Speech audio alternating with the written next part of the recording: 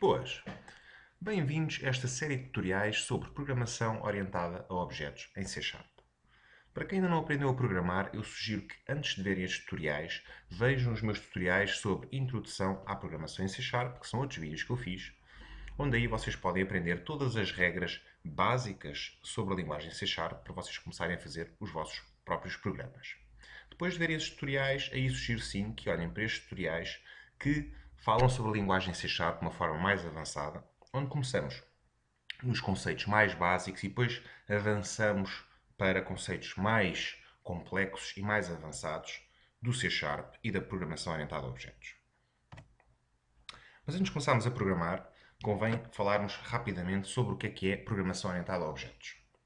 Em primeiro lugar, programação orientada a objetos, ou OOP, Object Oriented Programming, é um modelo de programação que utiliza objetos para representar conceitos.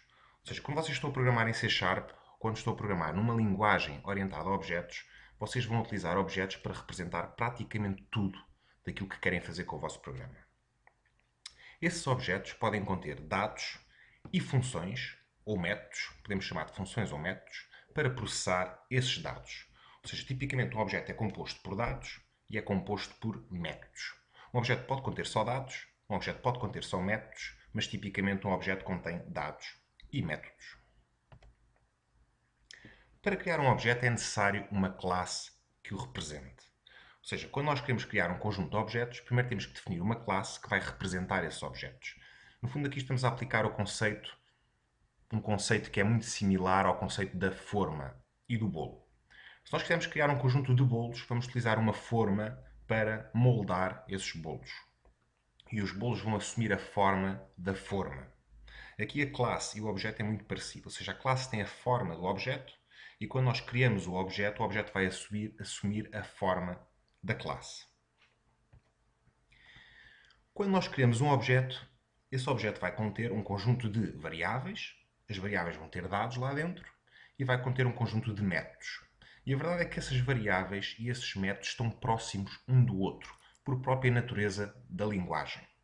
Isto é uma das características muito poderosas da programação orientada a objetos. É o facto de nós conseguirmos organizar os nossos dados e os nossos métodos, as nossas funções, de uma forma localizada. Noutras linguagens, como por exemplo o C, nós não temos uma forma tão organizada de conseguirmos construir os nossos programas. Isso tipicamente traduz-se em uma muito maior dificuldade de organização de código.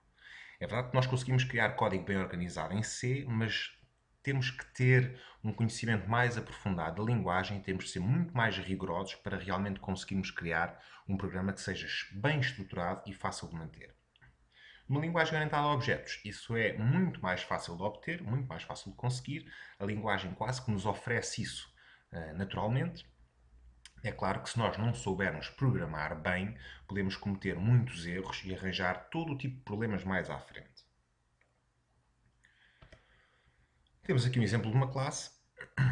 Esta classe tem duas partes importantes. A parte de cima, que declara as variáveis dessa classe. Neste caso, estamos a utilizar o conceito de propriedades. É um conceito específico do C Sharp. Essas variáveis têm a informação da classe. No fundo, são os sítios onde vamos guardar os dados dos objetos. E depois tem um conjunto de métodos. Os métodos têm no fundo, o comportamento da classe. Definem o comportamento da classe. Quando nós instanciamos um objeto do tipo vehicle, da classe vehicle, esse objeto vai ter estas quatro propriedades, ou seja, a marca, o modelo, a potência, a velocidade máxima, e vai conter estes dois métodos também, o método start e o método stop. Ou seja, nós a partir da classe vehicle poderíamos criar um conjunto de objetos, de veículos específicos, onde cada um desses veículos, desses objetos, teria estas propriedades todas e teria estes métodos todos.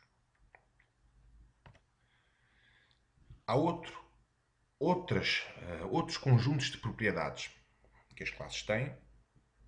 Vou falar aqui só sobre alguns, os mais importantes. A acessibilidade, muito importante. Nós podemos determinar como é que as propriedades e os métodos das nossas classes e, por consequência, os nossos objetos são acessíveis, se são publicamente acessíveis ou não. Isso é declarado ao nível da classe e, por consequência, todos os objetos assumem essas características. Nós podemos declarar ao nível da classe também como é que os objetos são construídos. Para isso definimos construtores. Os construtores determinam como é que os objetos são populados. Por exemplo, como é que as nossas variáveis são populadas quando criamos o objeto por raiz, por exemplo, com valores por defeito. Podemos também definir ao nível das classes uma característica muito importante na programação orientada a objetos, que é o conceito da herança. No fundo, uma classe pode herdar propriedades e comportamento de outra classe e, ao fazermos uma programação orientada a objetos, acabamos por ter um conjunto de classes que herdam propriedades umas das outras.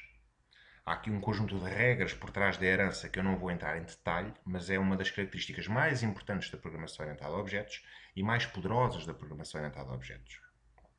Outra das características muito importantes é o polimorfismo, que está intimamente relacionado com a herança, que no fundo permite que um objeto consiga alterar o seu aspecto ou a sua forma à medida que o programa está a ser executado, para conseguir assumir uma representação diferente. Por exemplo, se tivermos a classe Ford, por exemplo, e a classe Ford herda da classe Vehicle, nós podemos ter um objeto do tipo Ford que, à medida que estamos na execução do programa, ele pode assumir a forma de Vehicle. E, no fundo, nós estamos a tratar o objeto específico Ford como um vehicle, de uma forma mais abstrata, para não nos termos que preocupar em ser da marca Ford em específico. Ou seja, estamos a lidar com o objeto de uma forma mais abstrata. E isso permite-nos manipular os objetos de uma forma mais complexa e mais interessante. Dá-nos bastante flexibilidade a nível de implementação e por consequência, permite-nos criar programas mais flexíveis. É difícil de explicar. Finalmente, composição. Um objeto pode ser composto por propriedades, como as que nós vimos, ou outros objetos. É a capacidade de nós criarmos objetos mais complexos a partir de objetos mais simples. É uma das características também muito importante da programação orientada a objetos. Fizemos um resumo muito por alto sobre programação orientada a objetos e agora nos próximos tutoriais vamos aplicar estes conceitos que nós falámos de forma prática, utilizando para isso um exemplo de implementação de uma loja de aluguer de vídeos. Nós vamos criar várias classes para representar os nossos vídeos, várias classes para representar os nossos utilizadores, por aí fora, e todas as regras de negócio relacionadas com uma típica loja de aluguer de vídeos, onde eu vou-vos explicar mais detalhadamente cada uma das regras da programação orientada a objetos. Em específico, nos próximos tutoriais vamos falar sobre classes, propriedades de classes, métodos e acessibilidade de propriedades e métodos. Espero que estejam a gostar e até já!